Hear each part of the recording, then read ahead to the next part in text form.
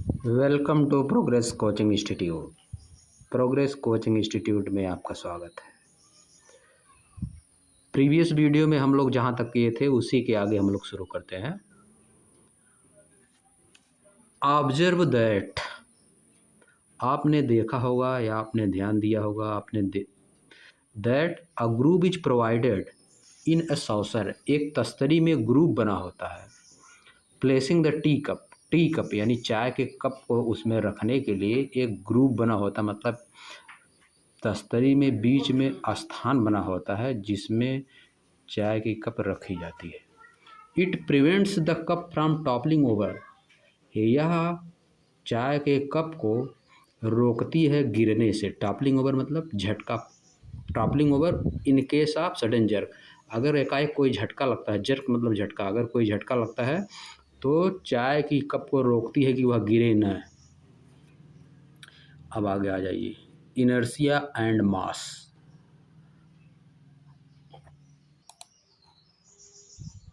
Observe that a group is provided in a saucer for placing the teacup. It prevents the cup from toppling over in case of sudden jerk. पूरे का अगर हम लोग एक साथ मिला के करेंगे तो हम इसका मीनिंग कहेंगे, हम देखते हैं कि जो तस्तरी जिसमें चाय रखने के लिए बनी होती है, जो तस्तरी उसमें बीच में थोड़ी सी जगह बनी होती है ताकि चाय का कप उसमें आसानी से फिट हो जाए। यह जो बनी होती है ग्रुप, इट मतलब ग्रुप, इट किसके लिए है? ग्रुप के लिए। Group prevent the cup from toppling over, group जो है कप को टॉपलिंग ओवर करने से रोकती है in case of sudden jerk, थोड़ा सा झटका लगने पर, अचानक एकाएक झटका लगने पर गिरने से रोकती है। अब आ जाइए आगे इनर्शिया एंड मास पे। All the example and activities given so far, all the example and activities given so far, यानी सो फार मतलब अब तक जितने भी एग्जाम्पल्स एक्टिविटीज ऊपर दी गई हैं, इलुस्ट्रेट बताती हैं that there is a resistance, एक विरोध होता है, offered by an object to change its state of motion. जब हम किसी भी ऑब्जेक्ट का मोशन चेंज करना चाहते हैं, उसकी स्टेट, मोशन की स्टेट को चेंज करना चाहते हैं, तो एक विरोध करती हवा, वह ऑब्जेक्ट विरोध करता है। If it is at rest, यदि यह रेस्ट में हो तो it tend to remain at rest, या रेस्ट में रहना चाहता है। इफ़ इट यहाँ पे किसके लिए? Object. If object is at rest, object tend to remain at rest. If it is moving, अगर यह गति मूव कर रहा है, it tends to keep moving, तो यह गति में बना रहना चाहता है, मूविंग कंडीशन में बना रहना चाहता है। This property of an object is called its inertia, यही प्रॉपर्टी ऑब्जेक्ट की क्या कहा जाता है? Inertia. What is inertia?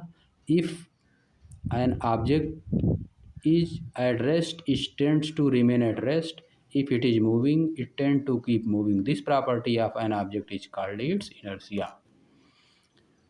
Do all bodies have the same inertia? क्या सभी बॉडीज के पास सेम इनर्शिया होती है? We know that it is easier to push an empty box than a box full of books.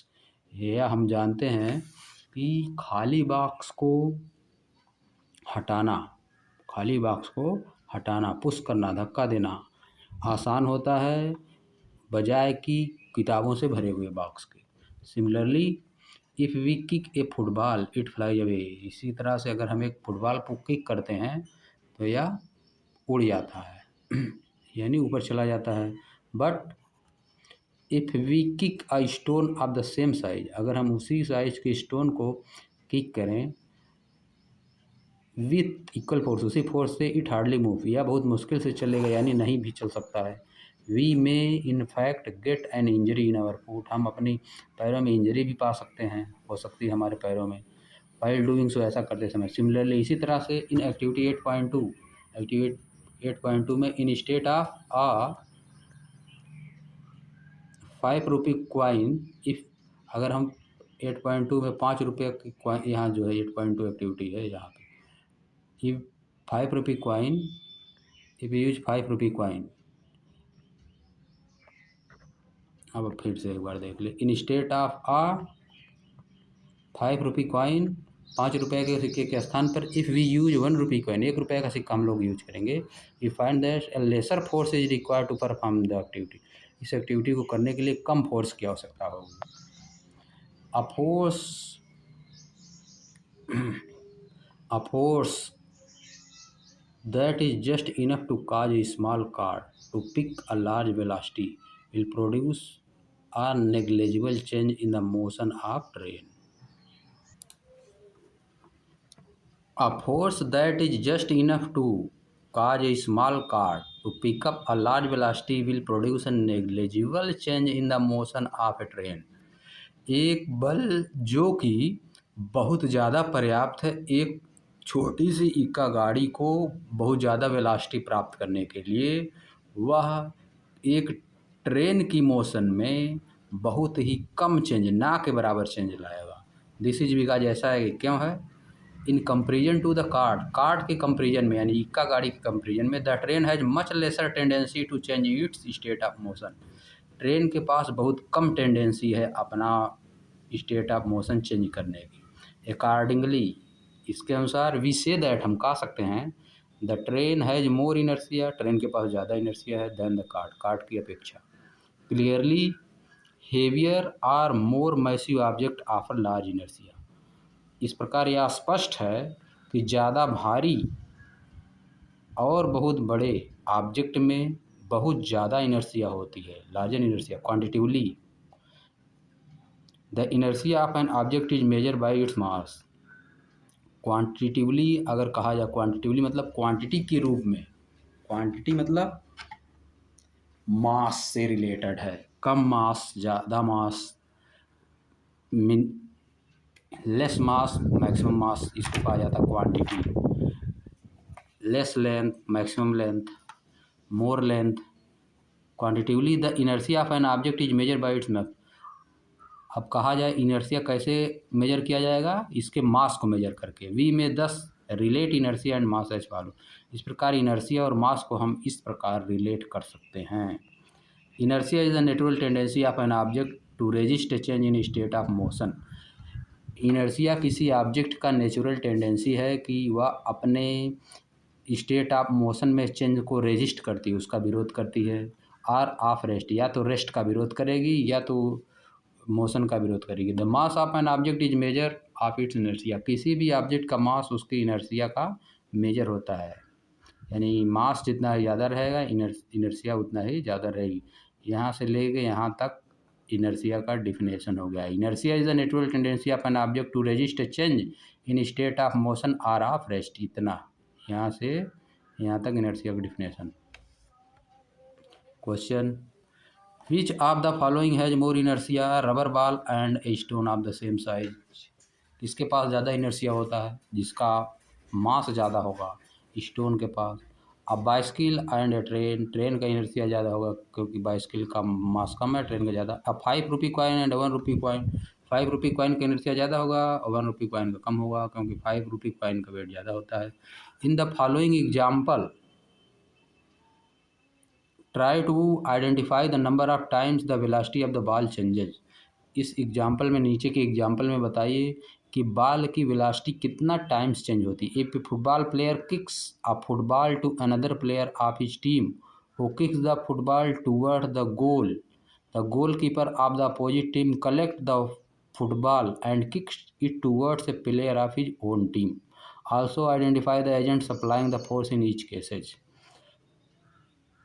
अब कितना times, 1 times change होता है। अगर हम बॉल को, फुटबॉल की बॉल को कोई प्लेयर अपने अगर पैर से किक करेगा या हिट करेगा तो फुटबॉल की स्पीड कितना है उस समय, जब यह दूसरे प्लेयर के पास गई बॉल तब कितना स्पीड है पहुंची जब, तो हम एग्जैक्ट नहीं बता सकते। It change many times, we can say the speed of football, the speed of football change many times, but we cannot say exactly how many times. We can identify the agent. We can identify the agent. In first case, the first player is the agent. and in second case second player is object, and in third goalkeeper is the object. Object can be defined, but it clearly cannot be defined how many times the velocity of the football changes. Also, explain why some of the leaves may get detached from a tree if we vigorously shake its branches. The leaves may get detached from a tree if we vigorously shake its branches because of inertia. Because of inertia. Because leaves of the branches resist to change its state of rest, and there is a pressure on the leaves due to inertia and gravitational force. They left out of the branches. Third question: why do you fall in the forward direction when a moving bus brakes to stop and fall backward when it accelerates from rest? Answer is inertia. Because while bus is in the rest, our upper part and lower part both are in rest, but when bus start moving, our lower part is in rest, but our lower part is in motion, but upper part is rest. Upper part is in rest. So in this condition, we falls in backwards, while in other condition we falls forwards. Second law of motion. The first law of motion indicate second law of motion देखिए. The first law of motion indicate that when an unbalanced external force act on an object, its velocity changes. इसकी velocity change होती है. That is, इसका मतलब the object get an acceleration, यानी object क्या प्राप्त करता है? एक्सलरेशन प्राप्त करता है. We would now like to study how the acceleration of an object depend on the force apply to it. अब हमको यह जानना चाहेंगे पसंद करेंगे कि एक्सलरेशन के अंडर में हाउ एक्सलरेशन किसी भी ऑब्जेक्ट का acceleration how the acceleration of an object किसी भी ऑब्जेक्ट का acceleration depends on the force पे कैसे अप्लाइड फोर्स पे कैसे डिपेंड करता है. And how we measure a force, और फोर्स को हम कैसे मापेंगे. Let us recount some observation from our everyday life. आइए कुछ ऑब्जर्वेशन को अपनी एवरीडे लाइफ से हम लोग याद करते हैं. During the game of table tennis के गेम के दौरान, if the ball hit a player, अगर बॉल एक प्लेयर को हिट करती है, it does not hurt him, वह उसको हर्ट नहीं करती है. ऑन द अदर हैंड, दूसरे तरफ, when a fast moving cricket ball hits A Spectator, अगर क्रिकेट की बॉल स्पेक्टेटर मीन्स दर्शक, जो देखने वाला, अगर एक दर्शक को हिट करती, इट में हर्ट हिम, या उनको चोट पहुंचाती है. A truck at rest does not required any attention when park along a road side. एक ट्रक जब रेस्ट में होता है तो उस पर अटेंशन की आवश्यकता नहीं होती, उस पर कोई ध्यान नहीं देता है जब यह रोड के बगल में पार्क किया हुआ रहता है. बट लेकिन a moving truck even at speed as low as 5 metre per second, लेकिन एक चलता हुआ ट्रक जिसकी स्पीड 5 मीटर पर सेकेंड है, मे किल अ पर्सन, एक आदमी को किल मार सकता है स्टैंडिंग इसके रास्ते में जो खड़ा है. A small mass such as a bullet may kill a person, एक बहुत छोटा मास बुलेट यानी गन की बुलेट, पिस्टल की बुलेट एक आदमी को किल कर सकती है जब उसको फायर किया जाता है गन से. दीज ऑब्जर्वेशन सजेस्ट करते हैं, बताते हैं that the impact produced by the object depend on their mass and velocity. किसी भी ऑब्जेक्ट के द्वारा जो प्रोड्यूस उसका इम्पैक्ट है, जो उसका प्रभाव है, वह किस चीज़ पे डिपेंड करता है? उस ऑब्जेक्ट की मास और वेलोसिटी पे।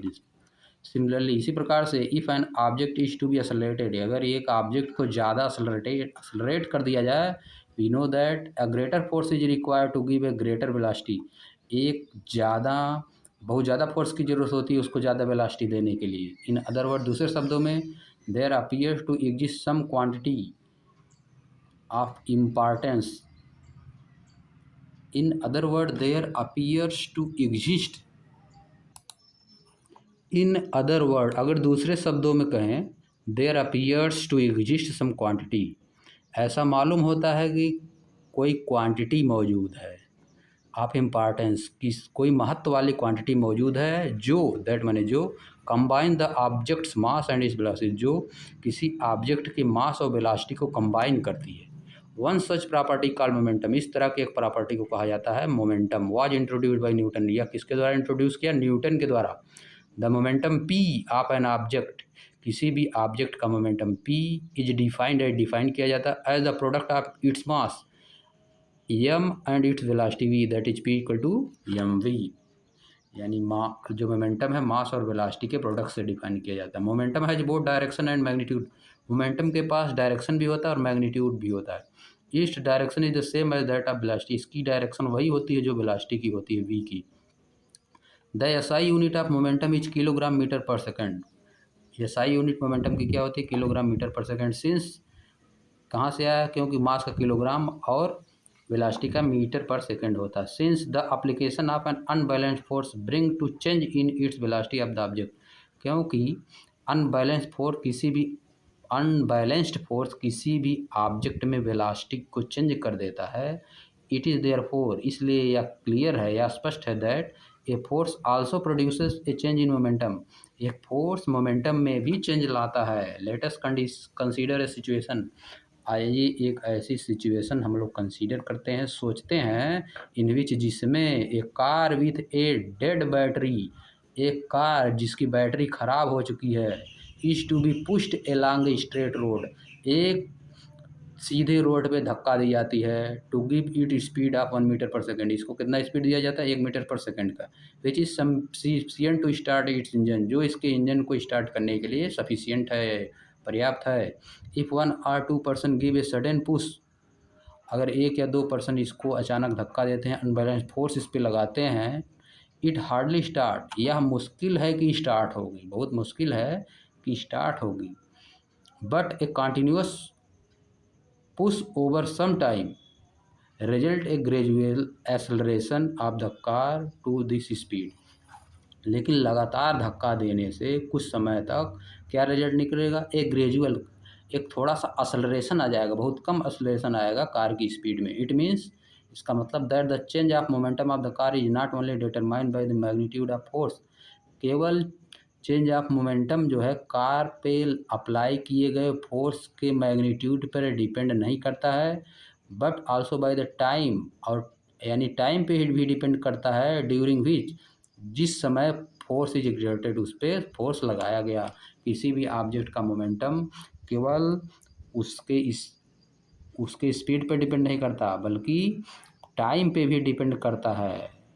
उसके मैग्नीट्यूड, जो फोर्स उस पर लगाया गया उसके मैग्नीट्यूड पे डिपेंड नहीं करता, बल्कि टाइम पे भी डिपेंड करता है कि फोर्स कितने समय तक के लिए लगाया गया, एग्जर्टेड मतलब उस पर लगाया गया। इट में देन आल्सो भी कंक्लूडेड, इसके बाद ये भी हम कंक्लूजन निकाल सकते हैं that the force necessary to change the momentum of an object, किसी भी ऑब्जेक्ट का मोमेंटम को चेंज करने के लिए जो फोर्स आवश्यक होता है, depends on the time rate, या टाइम के रेट पे भी डिपेंड करता है, एट विच, जिस समय के लिए द मोमेंटम इज चेंज, जिस समय के लिए मोमेंटम चेंज हुआ है। यानी समय पे भी डिपेंड करता है मोमेंटम, समय पे भी डिपेंड करता है, कितने समय के लिए फोर्स लगाया गया उस पर भी मोमेंटम डिपेंड करता है।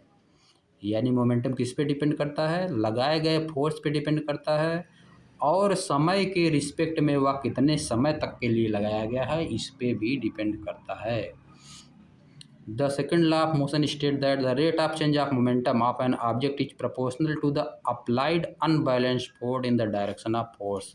It is the second law of motion, यहाँ से लेके यहाँ तक. The second law of motion states that the rate of change of momentum of an object is proportional to the applied unbalanced force in the direction of force. अब mathematical formulation of second law of motion हम लोग अगले video में करेंगे.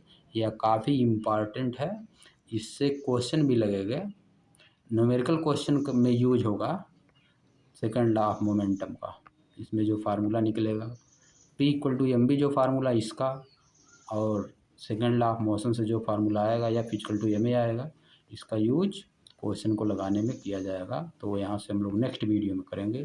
Thank you आज के लिए.